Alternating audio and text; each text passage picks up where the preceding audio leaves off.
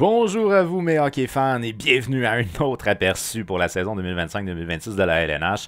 Mea culpa, j'ai réalisé que ma vidéo sur les Hawks de Chicago, je l'avais pas uploadée sur YouTube.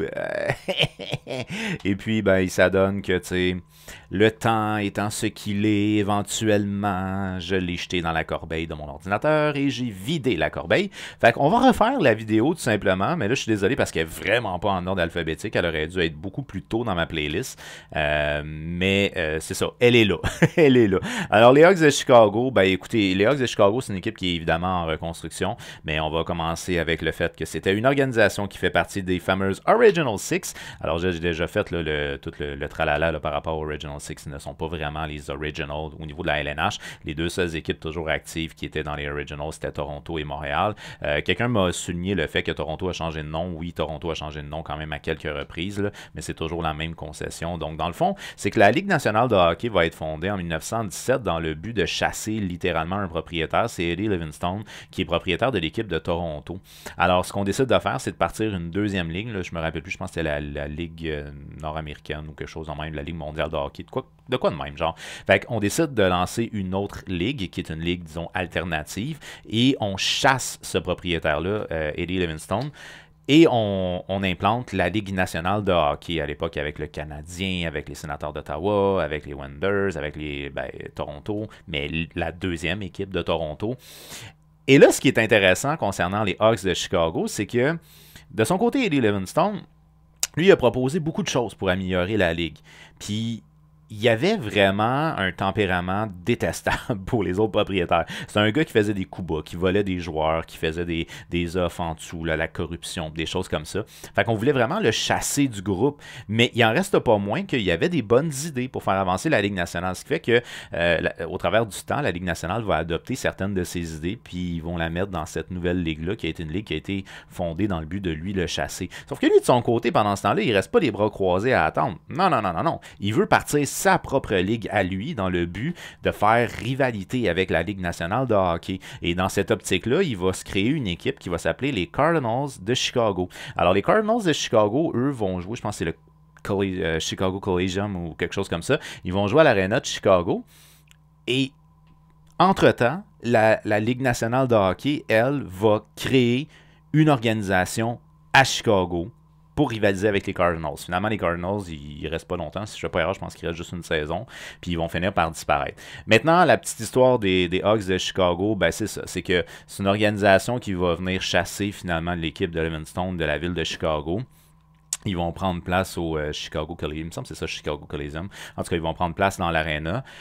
Cette formation-là va être fondée par un certain McLaughlin ou Leckmuffin ou quelque chose comme ça. Un moment donné, si ça vous intéresse, je ferai peut-être une vidéo vraiment historique, là. Mais en tout cas, elle est fondée par un gars qui était un ancien soldat de la Première Guerre mondiale. Puis lui, lorsqu'il était pendant la Première Guerre mondiale, dans son unité, l'unité était surnommée The Black Hawk. Et le Black Hawk, c'est une référence à un personnage historique de l'Illinois. C'est en fait un homme des Premières Nations qui a mené combat contre l'envahisseur anglais, si je me rappelle bien, là. Donc, c'est un personnage qui est vraiment emblématique dans l'histoire de l'État de l'Illinois. Pas juste nécessairement pour les Premières Nations, mais aussi pour les colonisateurs. Donc, c'était comme cette image-là de son unité de Black Hawk qui faisait surtout référence à l'origine de l'Illinois. Et lui, il va donner le nom de son unité à sa nouvelle équipe qu'il va créer, qui va être The Black Hawks. Mais c'est particulier, là, à un moment donné, ça va être séparé, là, ils vont avoir deux mots séparés, Black Hawks, puis éventuellement, ils vont revenir à ce qui était l'appellation originale, tout ensemble, Black Hawks. Mais en tout cas, bref, tout ça pour dire, c'est que ça fait référence à un personnage qui est un personnage historique pour l'État de l'Illinois, et c'est la raison pour laquelle, quand il y a eu tout le mouvement, là, au niveau de l'appropriation culturelle des Premières Nations, de plusieurs organisations qui ont changé de nom dans le domaine du sport, puis de leur côté, dont entre autres les fameux Indians de Cleveland. Et de leur côté, les Hawks, eux, n'ont pas changé leur nom parce que justement, ils font honneur à un personnage historique de l'État et non pas à une tribu qui s'appelait Black Hawks. C'est vraiment un personnage spécifique historique. Fait que vous pouvez être d'accord ou non avec ça. Il n'en reste pas moins que C'est ce qui fait que l'équipe s'appelle encore à ce jour The Blackhawks. Et sinon, ben, ça a été la première équipe dans les années 20 à avoir un line-up 100% américain. Ça n'a pas tant marché. Alright, sur les Blackhawks de Chicago, ben évidemment, il s'est passé beaucoup de choses depuis. Hein? On a gagné quelques coupes Stanley, on a eu des difficultés financières à des moments et à d'autres. Éventuellement arrivera la grande dynastie avec Jonathan Toews, Patrick Kane, Brett Seabrook, Duncan Keith, etc. Et on va gagner 3 coupes Stanley en l'espace de quoi, 10 ans à peu près, là, dans ces eaux-là. Et ça va vraiment relancer l'organisation. Sauf que là, ben, l'organisation, cette époque-là, elle est révolue aujourd'hui. Patrick Kane qui évolue du côté de Détroit, Jonathan Toews qui revient au jeu du côté de Winnipeg. Alors, on n'est plus du tout dans cette optique-là et on est dans une optique aussi post-scandale, toute l'histoire qu'il y avait eu avec Carl Beach et tout ça. Donc, ce qu'il faut, dans le fond, qu'on fasse du côté de Chicago, c'est qu'on rebâtisse littéralement notre image. Et thank God, on a réussi en partie à le faire avant nos 100 ans. Fait que comme ça, ben, on peut célébrer nos 100 ans quand même dans un bon climat. Mais il reste que c'est une équipe qui est en reconstruction, qui a eu énormément de difficultés. La saison dernière a été déplorable au niveau des statistiques de groupe. Il y a beaucoup de jeunes dans cette organisation-là. La défensive, c'est terrible comment c'est jeune. Tu as à peu près tous les éléments pour que l'équipe se plante dans cette équipe-là, mais tu as beaucoup de jeunes qui sont des jeunes à développer. Et là, c'est ça qui va être intéressant du côté des Hawks, c'est de voir comment on va faire le développement. Est-ce que ça va bien se passer? Parce que si ça se passe bien, ça peut être une équipe qui va être très compétitive dans pas si longtemps que ça, là, dans peut-être 3-4 ans, donc ben, peut-être 4-5 ans. Donc, ça serait à voir. Donc, du côté des Hawks de Chicago, compliqué comme saison pour ce qui est de la saison 24-25. Pas grand-chose de bon qui s'est passé là, mais tu sais, bon, c'est... Puis on a fait une grosse transaction, c'est vrai. On a échangé notre défenseur étoile, Seth Jones, pour Spencer Knight. Intéressant, Spencer Knight, ça s'établit bien so far. On va voir si ça va se maintenir au travers du temps. Sinon, ben, on renvoie Luke Richardson. On va nommer, je pense qu'il était assistant si je ne fais pas erreur. Donc, début de saison, 9 victoires en 30 matchs. Wow. Donc, on commence du mauvais pied, 9 victoires en 30 matchs. On renvoie notre entraîneur-chef, Luke Richardson. On nomme Anders Sorensen par intérim. Mais c'est ça, je pense qu'il était assistant, je ne fais pas erreur. C'est lui qui va être par intérim pour faire la balance de la saison. Puis bon, éventuellement... puis il devenait le premier Suédois. Premier Suédois à être un head coach, entraîneur-chef dans la Ligue nationale. Puis éventuellement, ben c'est ça, on va le tasser, puis on va mettre Blashill. Dans le cas de Blashill, ça fait quand même un bout de temps. Là, il a été 7 saisons. 7 saisons du côté des Red Wings de Détroit. C'est intéressant, il était dans le domaine des médias pendant cette période de temps-là où il a été renvoyé par les Wings. Hein. Puis... Non, c'était pas lui.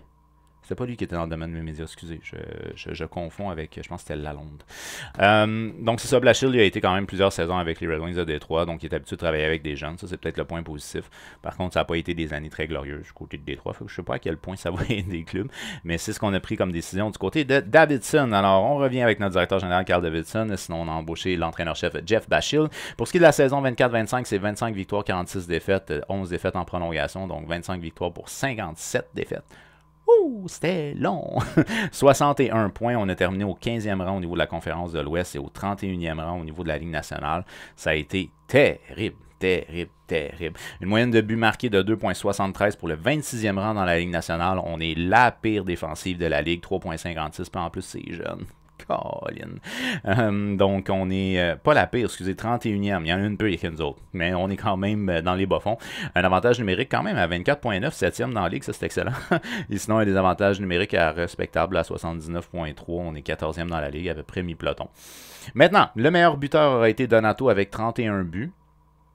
C'est peut-être pas ce qu'on s'attendait, mais c'est lui. Donc, 31 buts. Le meilleur pointeur aurait été Connor Bedard. Et ça, c'est intéressant, hein, parce qu'on a vu le Macklin Cerebrini chez les Sharks, 63 points, je pense, quelque chose comme ça.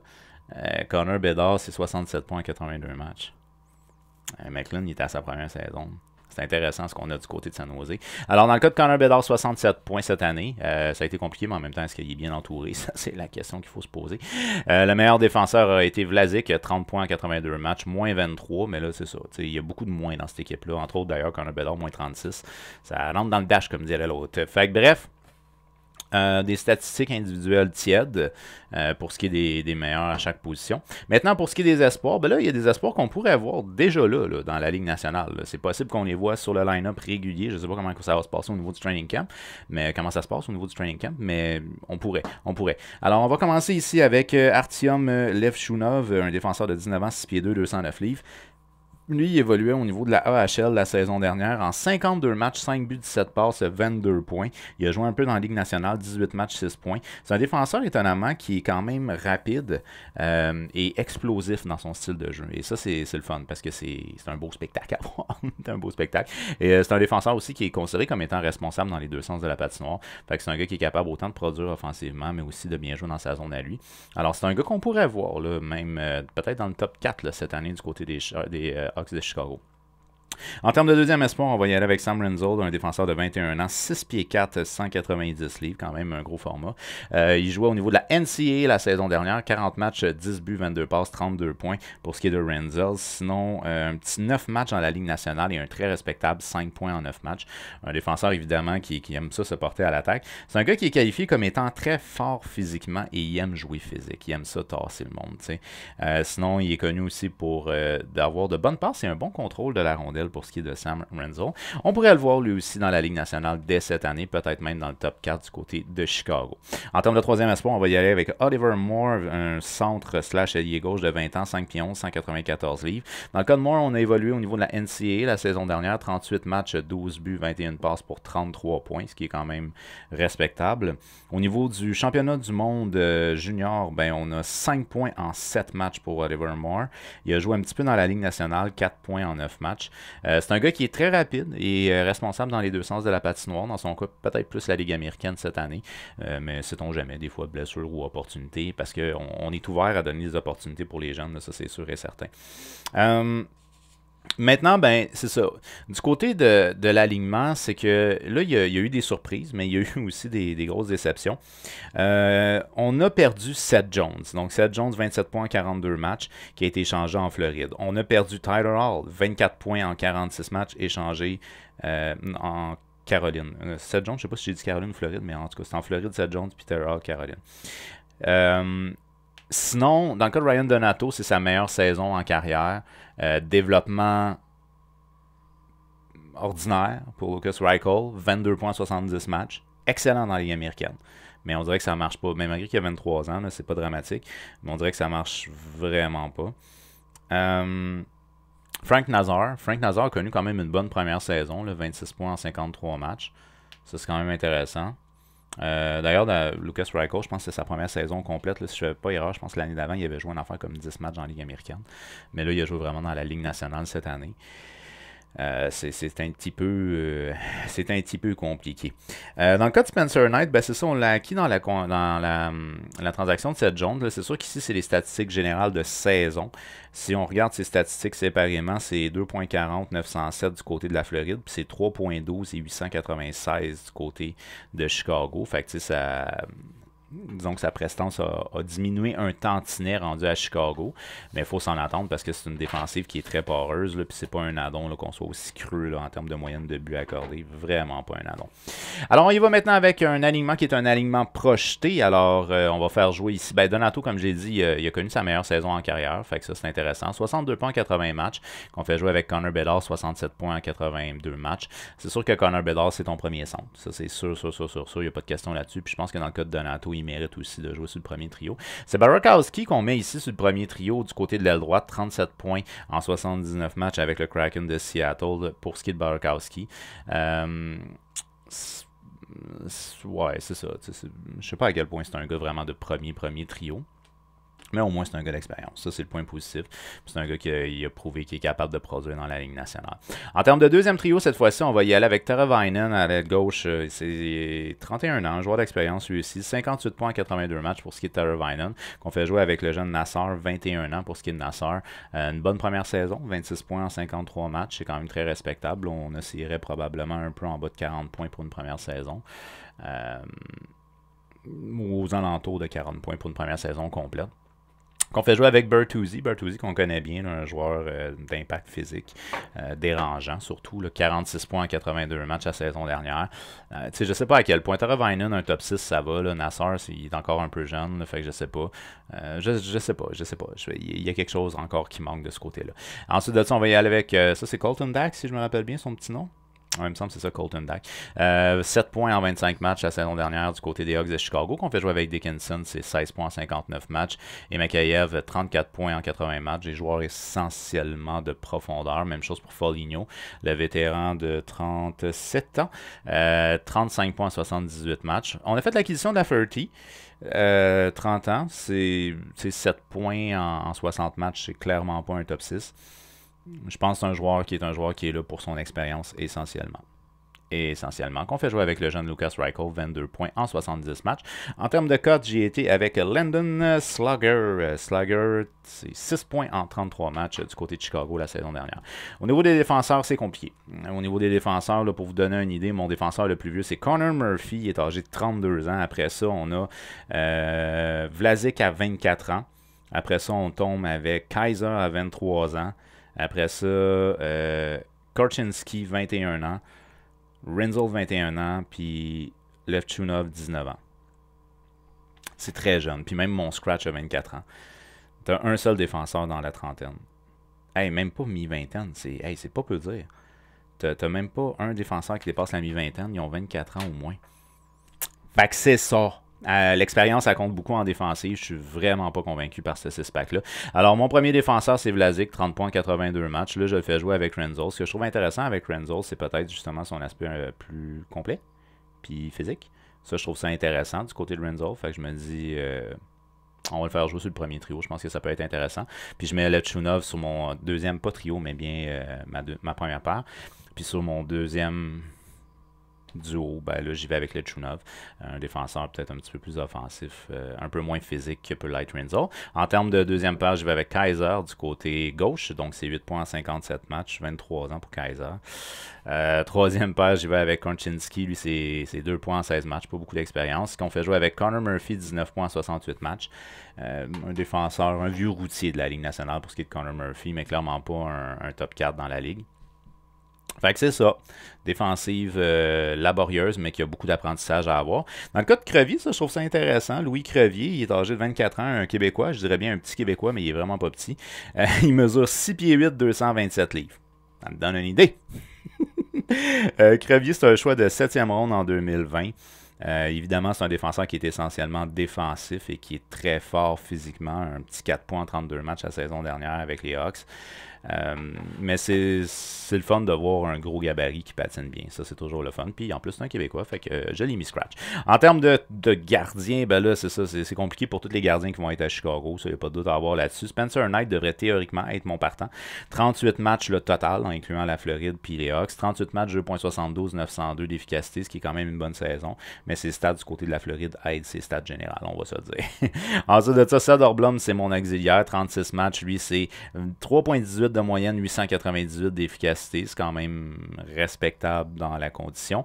Et en termes de troisième gardien de but, bon, on va y aller avec Drew Commesso. Drew Commesso, 2 matchs dans la Ligue nationale, 3.36 de moyenne, 846. Sinon, dans la Ligue américaine, c'est quand même, je pense, c'est 39 matchs, 2.54, 911. C'est quand même très respectable. C'est sûr que ben là, on a Laurent Brossoit qui n'est pas là.